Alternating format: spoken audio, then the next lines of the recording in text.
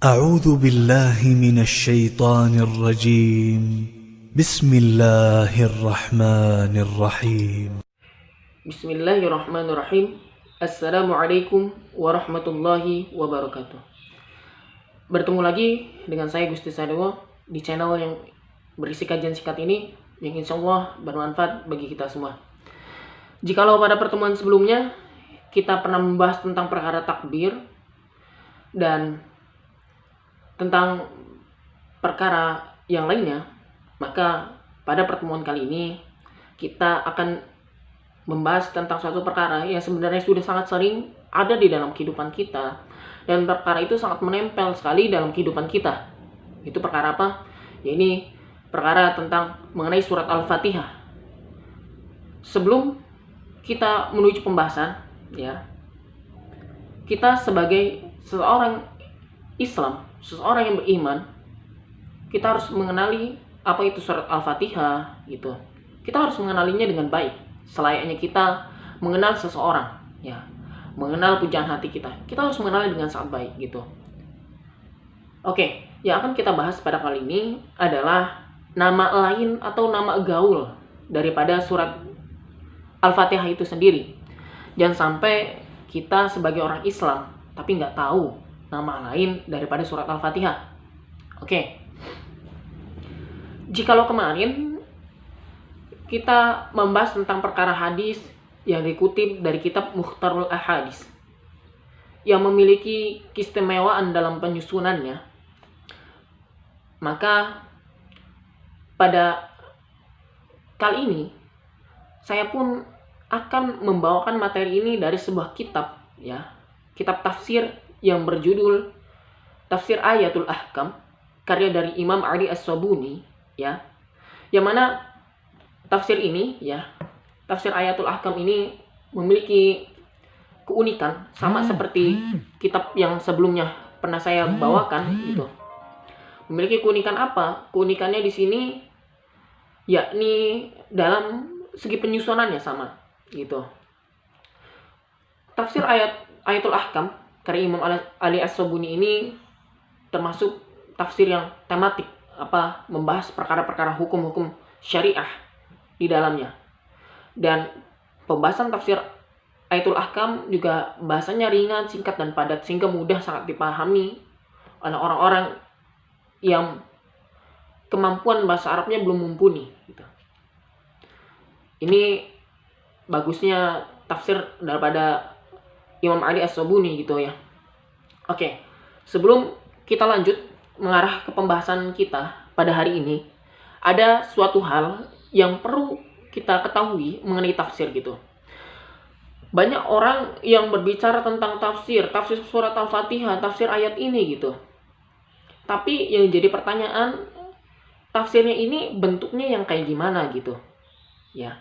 Karena tidak semua tafsir itu sama. Karena kenapa? Karena tafsir ini memiliki corak-corak tertentu sesuai dengan tujuan pembahasannya gitu. Ada, kalau kita bagi secara universalnya aja gitu, secara garis besarnya tafsir itu terbagi dua gitu kan ya. Secara universalnya tafsir itu terbagi dua, cara pembahasan penyusunan tafsir itu sendiri. Ada yang membahasnya dari awal, dari juz 1 sampai juz 30 ya. Dibahas secara terperinci dari awal, dari surat Al-Baqarah sampai terakhir surat An-Nas. Dibahas secara detail dan mendalam, dari mulai cerita-cerita tentang Bani Israel, orang-orang Nasrani, semua diceritakan di situ, dibahas dengan detail gitu. Dari urutan surat pertama sampai surat terakhir. Lalu ada pula kita bisa sebut dengan yang hadir belakangan ini adalah tafsir kontemporer gitu. Tafsir kontemporer atau tafsir tematik yang muncul pada abad ke-19 yang belakangan ini lagi ngetren-ngetrennya, lagi digandrung-gandrunginnya. Karena kenapa? Karena pembahasan dalam tafsir tematik atau tafsir kontemporer ini biasanya menyesuaikan tema dan kebutuhan yang ada di masyarakat. Ya. Seperti tafsir Ayatul Ahkam ini, ya. Ini hanya membahas tentang perkara-perkara syariah saja gitu. Jadi tidak melenceng kepada yang lainnya gitu.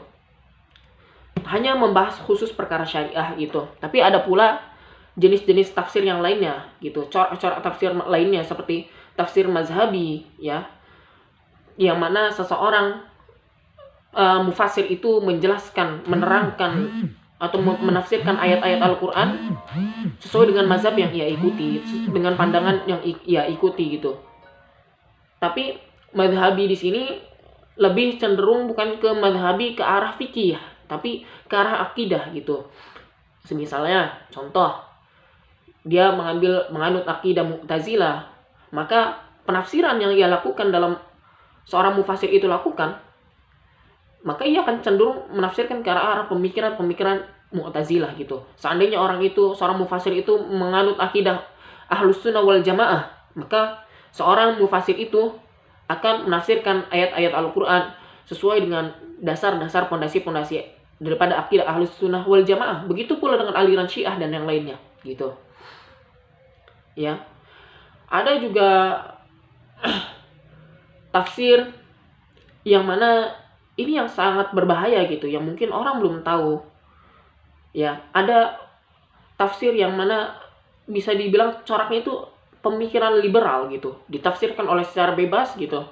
Dan biasanya orang-orang yang menafsirkan Al-Quran secara bebas dengan pemikirannya itu adalah orang-orang kafir, orang-orang yang tidak paham akan Al-Quran. Mereka mencoba menafsirkan ayat Al-Quran, dan yang terjadi adalah penyimpangan daripada makna hakikat yang sesungguhnya. Nah, itu yang harus diketahui dan sangat hati-hati mengenai perkara tafsir ini, ya. Lalu, apalagi yang harus kita ketahui tentang perkara tafsirnya? Jadi, namanya tafsir ayat-ayat Allah itu sangat luas maknanya. Tidak cukup jika dituliskan hanya beberapa lembar, hanya beberapa puluhan jilid buku, tidak cukup.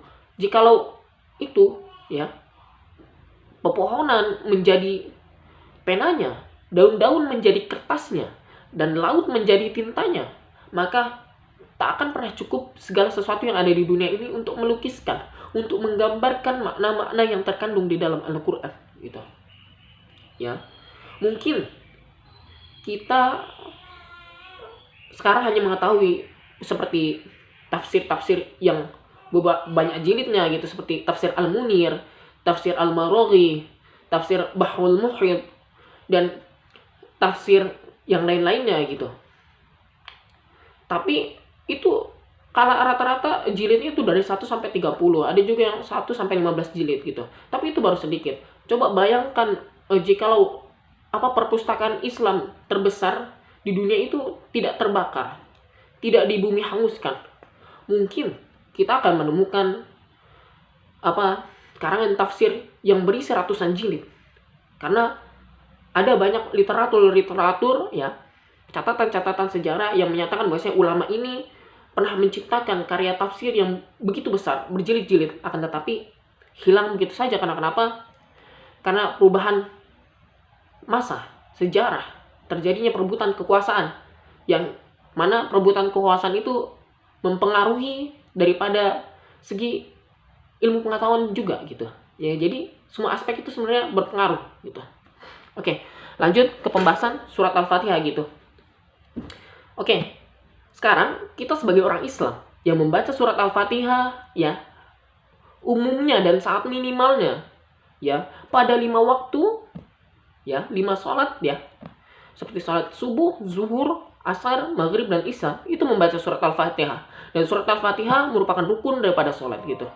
Seandainya orang Islam yang tidak membaca surat Al-Fatihah bahkan di dalam sholatnya, maka orang itu bahkan dikatakan tidak sah ketika ia sholat. Karena surat Al-Fatihah termasuk rukun daripada sholat itu sendiri. Nah, yang jadi pertanyaannya, tahu nggak sih kita nama lain daripada surat Al-Fatihah? Nama keren daripada surat Al-Fatihah? Nama gaul daripada surat Al-Fatihah? Oke, langsung saja kita masuk ke dalam pembahasan. Nama-nama lain daripada surat Al-Fatihah yang dicantumkan oleh Imam Ali As-Sabuni dalam kitab tafsirnya Rawaiul Bayan, ya, fi tafsiri ayatil ahkam. Oke, langsung saja kita pembahasan pertama. Di sini disebutkan nama yang pertama yang umum terkenal, yaitu disebut dengan Al-Fatihah, ya. Kenapa dinamakan dengan Al-Fatihah. Di sini Imam Ali As-Sabuni menjelaskan bahwasanya surat ini yang berisi 7 ayat ini dinamakan dengan Al-Fatihah dikarenakan surat ini membuka daripada mushaf Al-Quran yang mulia ini, menjadi pembuka mushaf Al-Quran. Ketika kita membuka mushaf, maka yang terbuka pertama kali ya adalah surat Al-Fatihah. Oleh karena itu dinamakan lah Al-Fatihah, yang berarti memiliki makna pembuka gitu. Dan yang dimaksud dengan pembuka di sini itu adalah pembuka dalam penertiban urutan surat di dalam Al-Quran yang umumnya ada gitu, bukan di dalam penurunan ayat itu sendiri ya.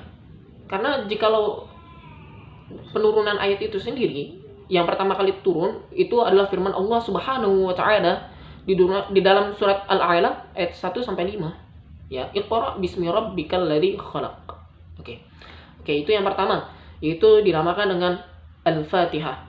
Nama yang kedua yang sama-sama tenarnya tidak kalah terkenal oleh dengan nama yang pertama ya, ini tidak kalah saingnya, sama-sama terkenal, yaitu dinamakan dengan Ummul Kitab ya. Kenapa dinamakan Ummul Kitab? Dikarenakan kita di sini Ali As-Sabuni merujukkan kepada makna dan fungsi daripada surat Al-Fatihah itu sendiri, yang mana Ummul Kitab ini merujuk kepada makna-makna yang terkandung di dalam surat Al-Fatihah. Karena kenapa? Karena di dalam surat Al-Fatihah ini sudah terkandung segala isi rangkuman, semua isi-isi yang ada di dalam Al-Quran itu terkandung di dalam surat Al-Fatihah ya. Oleh karena itu dinamakan Ummul Kitab. Kenapa dinamakan Ummul? Karena setiap suatu perkara yang dimana perkara-perkara lain itu berkumpul dalam satu perkara, itu disebutnya dengan Ummun atau Umman. Itu disebutnya dengan julukan seperti itu. Sebagaimana Rayatul Harbi, atau dengan Rayatul Harbi itu bahasa Indonesianya seorang jenderal, panglima perang. Itu disebut dengan Ummul Jaish ya, mendapatkan gelar Ummul Jaish. Karena kenapa? Karena ketika perang ia berdiri di depan dan di belakangnya ada tentara-tentara yang mengikutinya. Ada tentara-tentara yang mematuhi perintahnya, menunggu komandonya. Oke, contoh yang lainnya itu kenapa kota Mekah Al-Mukarramah diberi nama Ummul Qura? Dikarenakan kota-kota yang lain mengikuti Mekah, berkiblat kepada Mekah. Makanya suatu perkara dari kota lain itu akhirnya berkumpul kembali kepada Mekah, tertuju kepada Mekah. Makanya kota Mekah disebut dengan Ummul Qura. Oke, nah itu apa yang pembahasan yang kedua gitu. Lantas kenapa kok bisa disebut umun? Kenapa? Karena kata umun ini penisbatannya kepada ibu gitu. Ya. Ingat kata yang pertama, segala suatu perkara yang berkumpul dalam satu tempat itu disebut dengan umman. Makanya oleh karena itu ibu itu disebut dengan umun dalam bahasa Arab. Karena kenapa?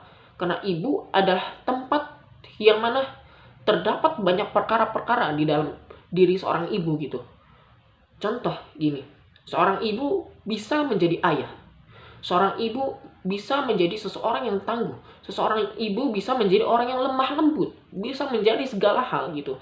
Tapi bagaimana dengan seorang pria? Seorang pria belum tentu bisa menjadi seorang ibu. Seorang pria yang keras belum tentu bisa mendadak menjadi lembut. Belum tentu.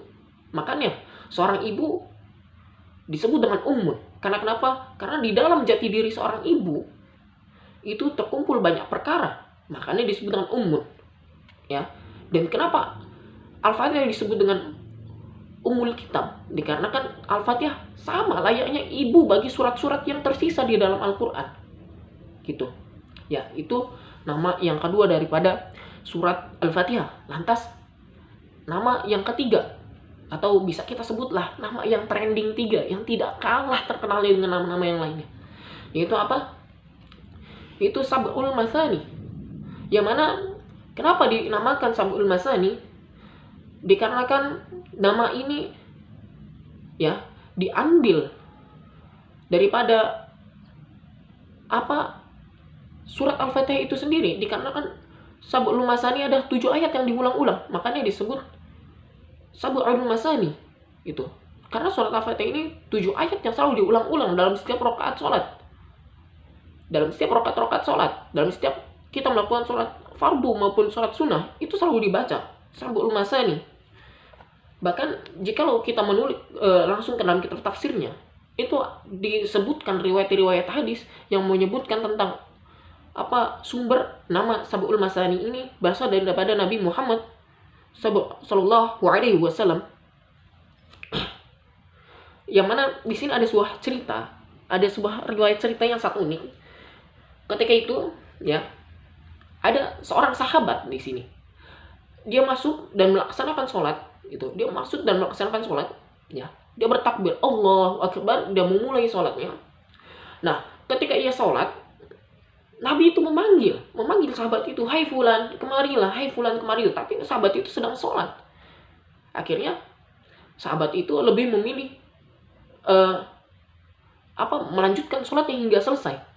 Lantas, apa yang terjadi? Akhirnya setelah ia salam, ia samperin Nabi. Lalu Nabi berucap, wahai fulan, apa yang menahan engkau untuk menghadiri panggilanku? Apakah engkau belum mendengar firman Allah? Ya. Lalu dibacakanlah firman Allah yang mana menyatakan gitu. Yang mana menyatakan bahwasanya Nabi akan mengajarkan ia sebuah surat, ya, yang mana surat ini lebih mulia daripada surat-surat yang lainnya yang terdapat di dalam Al-Quran. La u'allimannaka suratan ya a'zamu suwari fil Quran qabla an takhruja minal masjid. Mana Nabi ingin mengajarkan kepada sahabat ini sebuah surat yang lebih mulia daripada surat-surat yang lainnya yang ada di dalam Al-Quran sebelum ia keluar daripada masjid ini. Akhirnya, singkat cerita, diajarinlah sahabat itu, ya.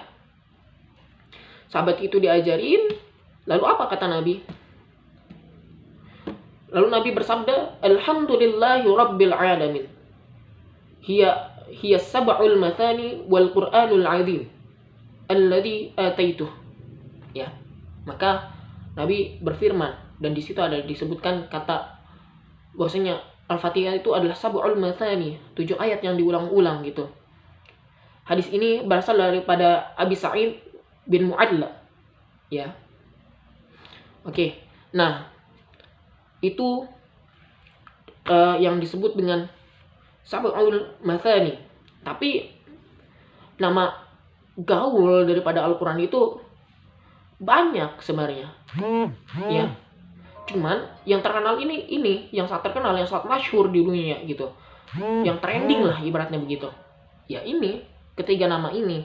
Bahkan Imam Qurtubi menyatakan dalam tafsirnya, ya, tafsirnya yang bernama Al-Jami' li Ahkamil Quran, dalam kitab tafsirnya Al-Jami' li Ahyatil Quran, beliau menyatakan bahwasanya ada 12 nama lain daripada surat Al-Fatihah itu sendiri. Yaitu pertama apa? Asy-Syifa. Yang kedua Al-Wafiyah. Yang ketiga Al-Kafiyah. Yang keempat Al-Asas. Yang kelima Alhamdu. Hingga seterusnya, ya. Lalu ada pendapat yang kedua, yaitu pendapat ini hadir daripada Imam Abi Hayyan, ya, Al-Alusi, di dalam kitabnya, ya, yang bernama Ruhul Ma'ani, gitu.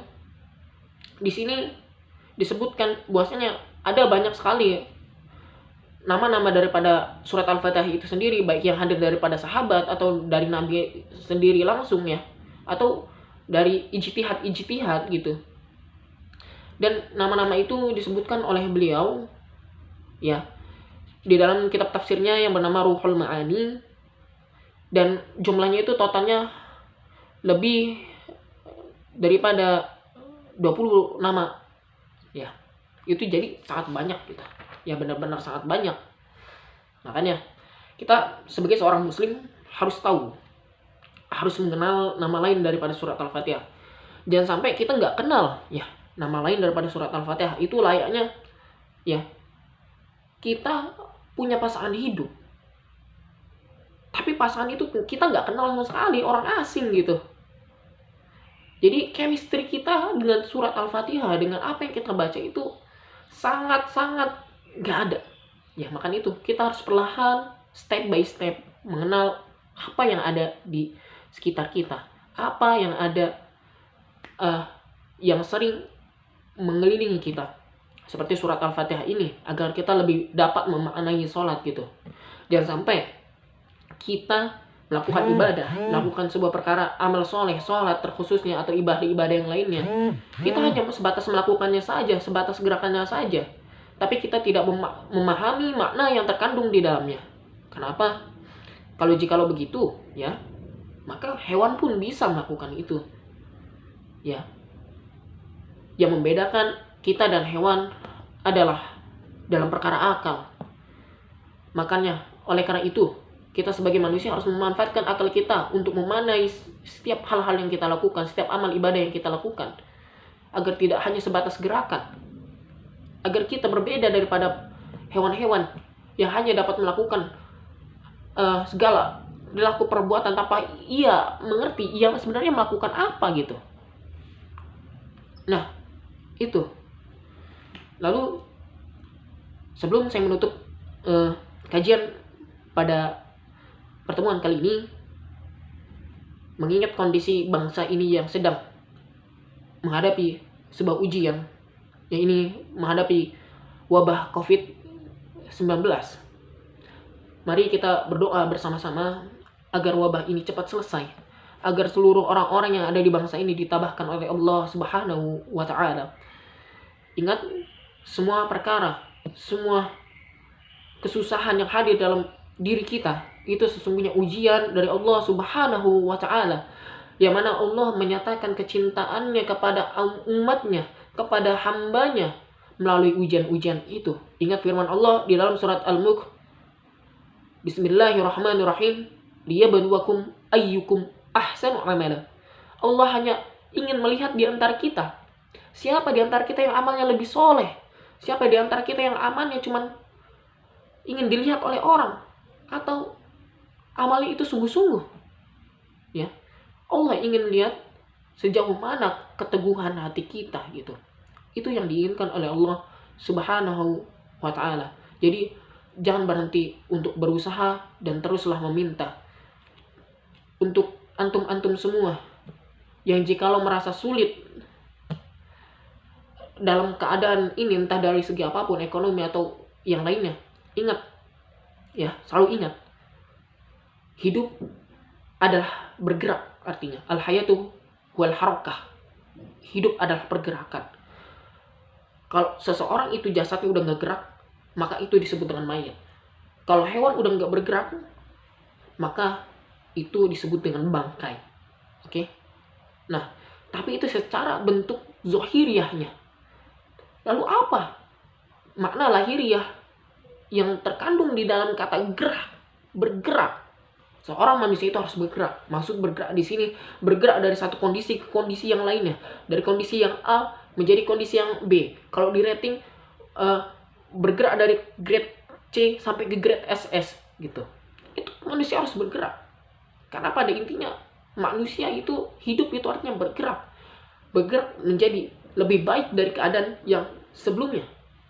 Bergerak dengan tuntunan Allah Subhanahu wa Ta'ala, mengikuti tarbiyah yang telah Allah cantumkan di dalam Al-Quran untuk memperbaiki hidup kita. Insya Allah, jikalau kita menyertakan Allah di segala tindak tanduk kita, tak akan ada orang yang dapat menghalangi keinginan Allah jikalau kita selalu menyertakan Allah dan membawa nama Allah kemanapun kita berada, kemanapun kita melangkah. Terima kasih. Wassalamualaikum warahmatullahi wabarakatuh.